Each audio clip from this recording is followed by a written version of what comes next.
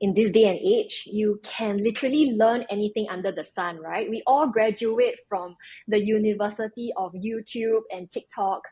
So if you ask me, do you need a formal education to be an artist? Well, it's a good to have, but not a must have. But I could be biased. Yeah. Now, there are so many artists out there who are self-taught. And there's something really incredible about having the discipline and tenacity to teach Today's yourself. guest on Reset Diaries is Priscilla Ong, a talented visual artist based in Singapore. After over a decade in the airline industry, she decided to follow her passion for photography and art. Priscilla's niche is bright, minimalistic images that capture the beauty in everyday moments. We'll talk about her transition from flying to creative journey and how she's turning her passion into a new career. So let's dive into her story. Welcome, Priscilla. Hi, Ashta. Happy to be here. Thank you so much. Really grateful and honored. It's all my pleasure, and your story intrigued me so much. So you were a cabin crew with a renowned international airlines, and after almost 13 years, you pivoted to become the visual artist. What made you decide leave this established career for your passion for photography and art? Wow. So, for as long as I can remember, photography has been a big part of my life. I was given my first camera when I was 19, and since then it has been a natural extension of my arm. And a huge part of why joining the airline was a good fit for me is because I get to marry two of my biggest passions, travel and photography.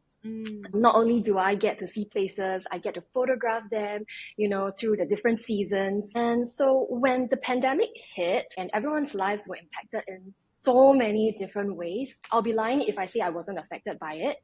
It was a pretty challenging and stressful period for all of us. But beyond that, during the lockdown itself, I was also creatively stifled. I mean, I'm so used to being out and about, right? Constantly exposed to the changing landscapes. So as a way to cope, I began to explore a completely different genre. That was when I decided to jump on a personal passion project. I would find random things at home, try to approach it from different angles, with a fresh pair of eyes to conceptualize and photograph them with the aim of, just injecting a smile. Yeah. And that was when brands started to reach out to ask if, I could provide photography services because I have such a unique perspective, right? So I was lucky to be able to take on quite a number of client projects that were really fun and exciting. They just light me up in like a whole new way. I then learned to listen to my heart about what truly sets my soul on fire.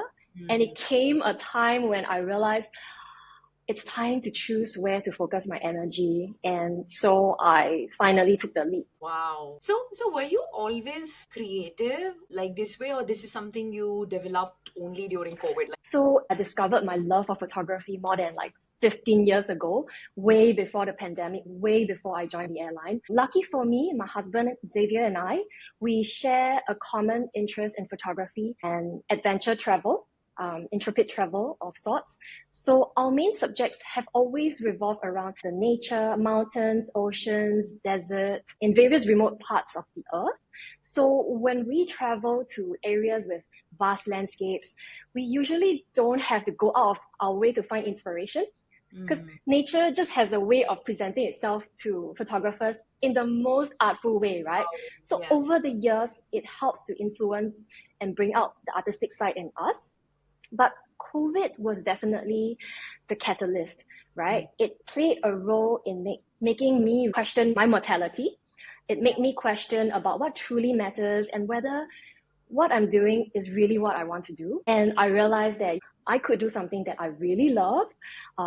And as cliche as it is, they always say when you love what you do, it doesn't feel like work.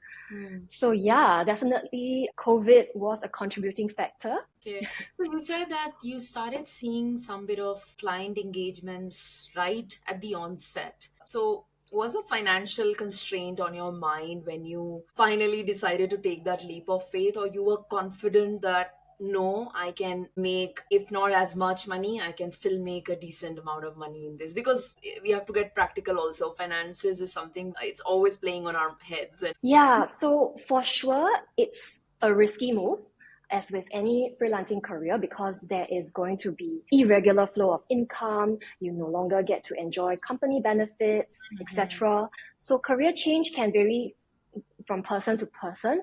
But for me, I think I do have to make certain lifestyle changes. And thankfully, the pandemic also gave me an idea. It helped shape my mind about what it means to be more with less, to manage with what's available. Of course, I also have to think about pricing my work appropriately so that it covers taxes, non-billable hours, and the downtime. Of course, I certainly hope to get myself out there as an established artist, work with brands who are looking for visuals with an artistic approach to help them stand out from the crowd and attract their potential clients. These days, social media is very, very competitive and so saturated, right? And the landscape is constantly evolving. And brands are always trying to find new ways to tell their stories, right? So my mission is really to help brands conceptualize strategy and create content in a very unique, impactful, eye-catching way. But having said that, right, at this point in time, I would also like to take things slow to fully enjoy, the journey. Because while I do want to, try to get back to my regular earning incomes, I do want to take things slow as well. I don't want to fully overload myself with too many client projects at the same time. I want to focus on the joy of creating art for myself, channeling my creative expression and fulfilling that innate desire to just create. So I'm excited about producing a body of work that I can have full creative control over and be really proud of, and just see where it takes me. Yeah. yeah, that's what I wanted to ask you out of curiosity. You mentioned some brands. I won't ask you which brands you have been working for unless you are comfortable to share a few names. But I want to ask you, do the brands give enough creative liberty or creative freedom, or you feel quite constrained in terms of what you have to deliver? Or there's Wow. a conflict? So yeah, you get a mix of different working styles. So there are brands who have a certain brand guide that we have to follow, right? But then there are also brands who come to me, I just love your style. Please do whatever you are comfortable with, whatever you think is right. We Wow. just love your creative insight, and just go all out, go be crazy, go experiment and be yourself. We just love your style. Everything that you put out there, we just love it. Can you just do something and incorporate our product into it? And I That's love a it when pressurizing situation, right? When they that's throw it all on you. yeah, that's ideal situation, because I love it when brands hire you as an artist instead of a photographer. Hmm. Yeah, so there are, of course, brands out there who have a certain guideline, certain procedures to follow, and we do have to within the limited resources, for example, and that's okay too, right? When you have a little limited boundary, that's when you can also be creative. True. Yeah. So, like, do you have a team which you work with, or you work pretty much as a solopreneur? At the moment, I am pretty much by myself, but whenever I do need help, my husband will be around to Okay. help, to assist. Nice. But you spend much of your career, your flying career, surrounded by people, right? And now, as an artist, what you do is very immersive, very solo. So, do you enjoy this shift of working alone, or do you miss that social aspect of meeting people, going out and chatting with them? What do you prefer? So I hold the belief that irrespective of the workplace, we encounter similar challenging situations. We are dealing with people, processes, tasks, and goals, right? We're always looking at meeting deadlines, reconcile differing viewpoints, adhere to certain guidelines, etc. So every job presents its unique circumstances. So I don't necessarily view it as a solo work. As a creative, I'm still a service provider after all. And the way I see it, right, I am working with brands and businesses who are people, but on a partnership level, working towards the same goal. So we want to sell or market a certain product or a concept. And I like to treat my clients as though they are my partners. I mean, they are my partners, right? Yeah. And there is beauty in working as a team. And by putting my work out there, my art out there, I'm also communicating with the viewers through my work. What's incredible about social media platforms is that it's kind of like your online art gallery. So you're able to connect and interact with your audiences in this way. And there's definitely a social aspect to it, to what I do now, just on a totally different level. Yeah, and I, for one, really love it. Really speaks to me as an individual what you do. Thank you. Thank you so much for that. It always Yeah, warms my heart when people tell me that. yeah. No, it's really nice. So Priscilla, can you walk us through a typical day in your life as an artist? How do you organize your time? And especially, we all know the challenges of freelancers in terms of scouting for work. How does a day flow for you? Absolutely. So the best thing about being self-employed is I finally have full control of my time. Mm, But that also means that I really have to be very, very disciplined. So I try to create a certain set of routine for myself. I never thought I would say that. Yeah. So I typically wake up at 9 a.m. And then I try to inculcate a habit of not looking at my phone. And the first thing I wake up, it's very hard to resist at first, but it has proven to keep my energy level more sustainable throughout the day. And then, of course, the usual wash up, skincare, make myself a cup of coffee. And then I start my day with some journaling. There's this book, I'm not sure if you're aware, The Artist's Way. It's very popular amongst creatives that advocates writing morning pages to help set our intentions for the day. And then I take some time to organize my to-do list for the day. I usually try to plan ahead, plan for the whole week. So there'll be some days where I focus on in sending out cold call emails. There'll be days where I dedicate a full day just to do production, photo shoot, and then another day maybe to do a full day of editing, for example. So yeah, and in the past, I would be so preoccupied with my work that I would skip meals because when you're in that zone, it's mm, very hard for you to tear yourself away from it, right?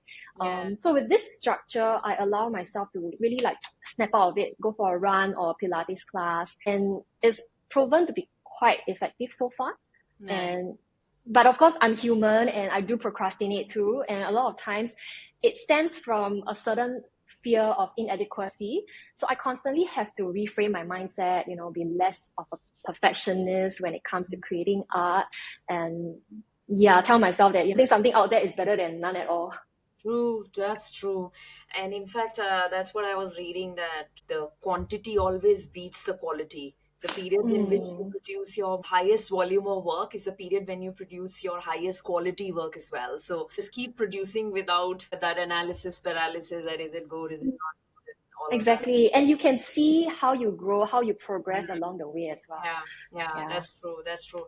So, how does your experiences in terms of traveling and interacting with people from different cultures, nationalities, do you think that reflects in your art somewhere, or do you purposely try to bring it in? Wow, great question. So I'm obsessed with colors, right? And it is a key characteristic of my work. And colors are all around us, whether we travel or not. Yes, I'm always searching for the perfect balance of colors, textures, shapes, and there's a lot of psychology behind the use of colors.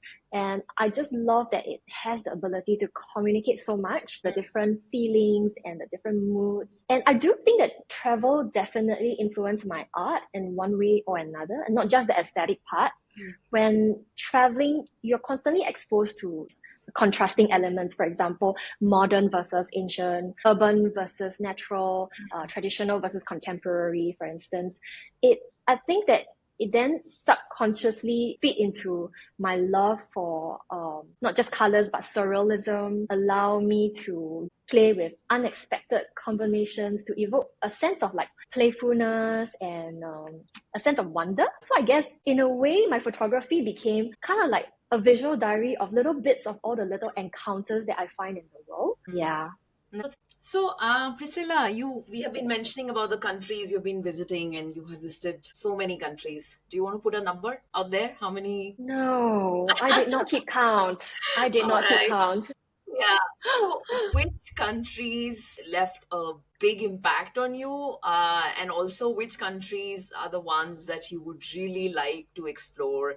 not as a traveler or as a tourist, but more from the artist point of view? Is there something on your bucket list? Wow, that's a very, very tough question. There are still a lot of destinations that I would love to visit, and I think different countries have something different to offer, right? Whether it's their rich cultural heritage or the diverse landscapes.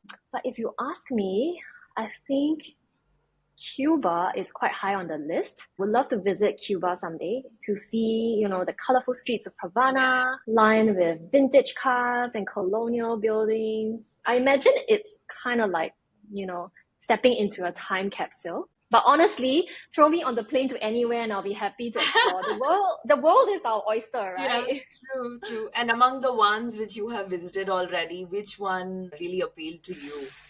Wow, I've been very lucky and privileged to have seen a lot. Just to name, can I name three? I Yeah, just yeah, can't pick a favorite. I really love Uzbekistan, yeah, interesting. and Namibia. Those are very recent because we just did that the last 2 years, within the last 2 years. But I really love Jordan too. Okay. Yeah.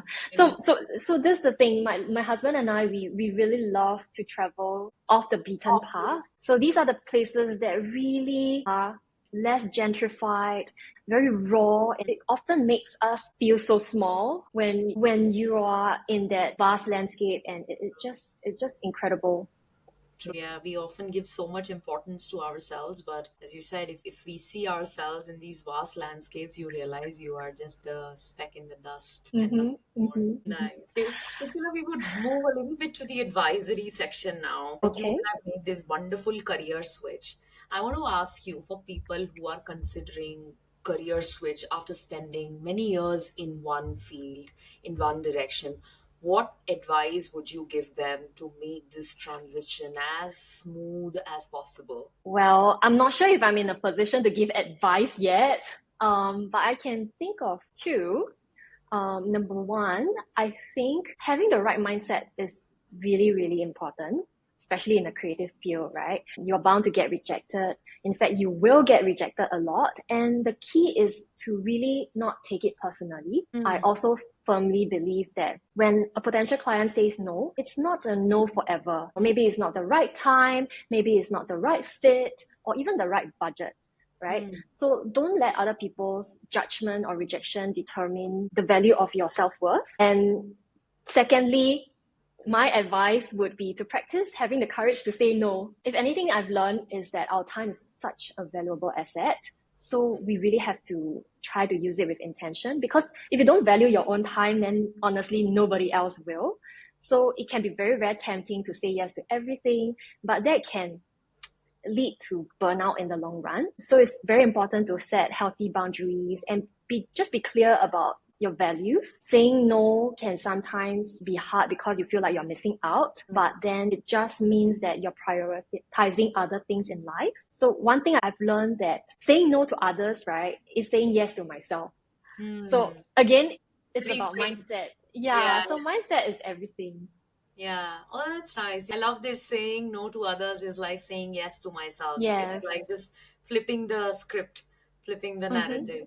But Yeah. since you spoke about saying no, so has it happened in the recent past, ever since you made this transition, that you have had to say no to certain projects or certain clients? Yeah, for sure. Because at this phase, I think it's very tempted to, try to get, whatever project that comes my way. But if the project does not excite me, I won't enjoy doing it, and it doesn't add to my portfolio, it doesn't provide value to the direction that I envision myself going forward. So it's very important at this stage to be clear, to do the work that I would like to be hired for, instead of just take any job that come my way. Okay, you spoke about building your portfolio. So I want to ask you, you must be pitching to certain brands. So how do you measure success of the work delivered by you? Is it like the companies, the brands are tracking certain metrics, they communicate back to you? Well, success is a very big word, right? And people define it differently. The statistics and metrics do matter. Of course, I do want the content that I create for the brand that I work with to do well, to be successful in that sense, to be able to scroll stop, allow people to click on it, to purchase, to convert, or just increase the brand identity in a way. But I do think that it matters to me whether it was a good working relationship, like there was effective communication, whether we enjoyed working with each other, and and when I feel proud of the work that I do, and the clients love it, they just love and enjoy working with you, the whole process. I think I would count that as success. Like this. Okay. Okay. Yeah. Yeah, that's a nice way of looking at it as well. Beyond the obvious stuff, the metrics, the Yes. clicks, the likes, and all of that, the brand campaign Yeah. success. But for someone who doesn't know, let's say for any young kids who are watching or parents of young kids who are watching this, because Singapore is as a society where academic rigor is something very highly prioritized, and still there are people who follow their creative calling and are doing wonderfully well. So, for someone who doesn't know the current visual arts scene in Singapore, what pathways do you see potentially for any aspiring visual artist from Singapore? Do you need to formally study art, or through your curiosity and hard work, like how you have built your own pathway? What do you think? What does a landscape look like in Singapore? Well, I would say, despite being a tiny red dot on the world map, the photography and art scene in Singapore is actually pretty diverse and quite vibrant, with a good balance of, cultural influence from both the East and the West. And in this day and age, you can literally learn anything under the sun, right? We all graduate from the University of YouTube and TikTok. So if you ask me, do you need a formal education to be an artist? Well, it's a good to have, but not a must have. But I could be biased. Yeah, Now, because you are on the other side. yes. Yeah. Now there are so many artists out there who are self-taught, and there's something really incredible about having the discipline and tenacity to teach yourself an art form that is so profound and technical. And I think that's even more impressive if you ask me. And let's face it, a lot of being an artist isn't just about color theory or the history of art, but really the business and admin side of things, the marketing, the personal branding, the public speaking, which in this day and age, it comes in the form of speaking in front of camera, right? So, and apart from the usual design and communication skills. So yeah. You feel that in Singapore already it's quite a well established scene, and you can choose whichever pathway leads to you. It's never too late. It's rightly seen in I your think it's life. growing. Yeah. I think it's growing. Okay. Yeah. I wouldn't say it's super established now, Yeah. because we still come from an Asian culture, a starving artist mindset that is deep seated from generations way before us. So I think the struggle is definitely real, but it is definitely evolving and moving towards a certain direction. So did you do any kind of upskilling, like just to refine certain skills of yours? So of course, I did a ton during COVID, because when I do a lot of my previous photography, which is a lot of travel, landscape, architecture, so those I use a lot of like natural light. So, and we always under the mercy of Mother Nature, like the sunlight. Now, when I explore the whole genre change, right, of photographing still life, I began to explore artificial light. So there's a lot to learn about studio lighting, the ins and outs of, positioning your subject. Yeah.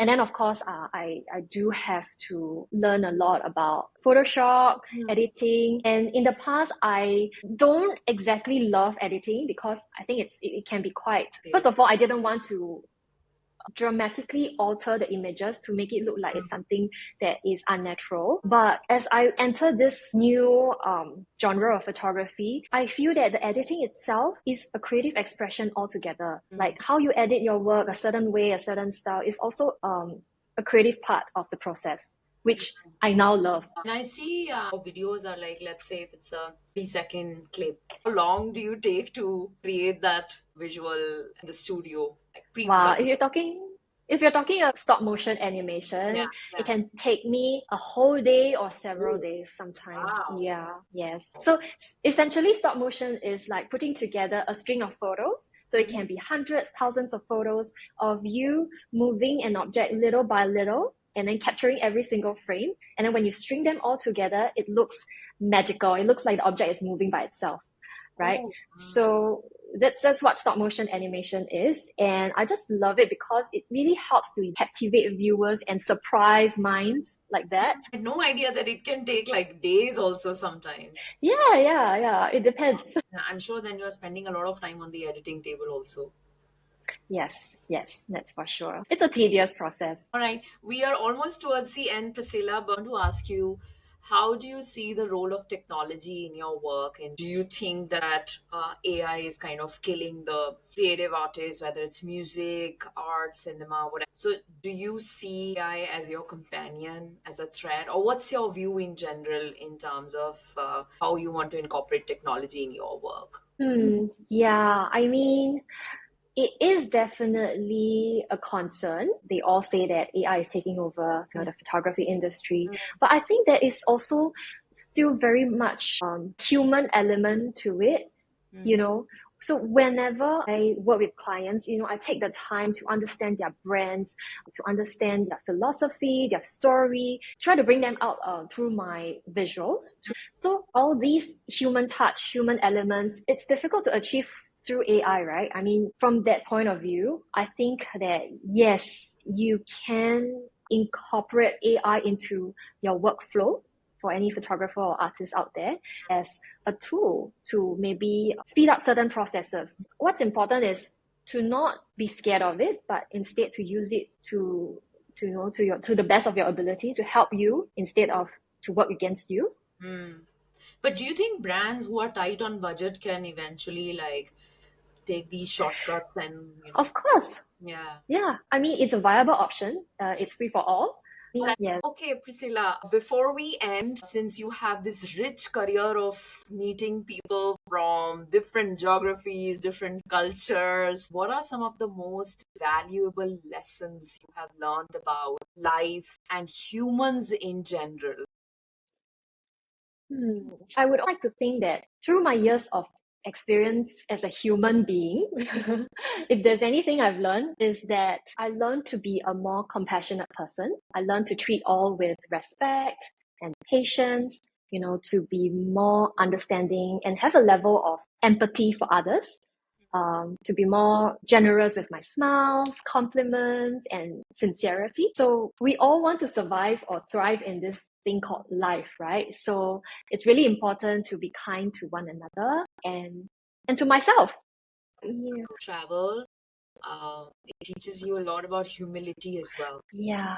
So I always try to not just travel to places that are far away, but far from my daily life, to get to see, the different ways of living. There's just so much to learn out there. Yeah. In your own space, you feel confident, comfortable, but it's only when you are in that unknown, uncomfortable surroundings that you realize Yeah.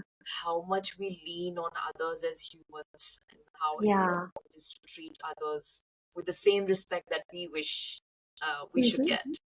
All right, now we are at the end. How do you envision people connecting with your art in the future? I certainly hope to inspire people to see beauty in the mundane, to approach everyday life from different angles and appreciate them in all its facets. I would like to create works that spark a positive change, and I think that's the power of photography.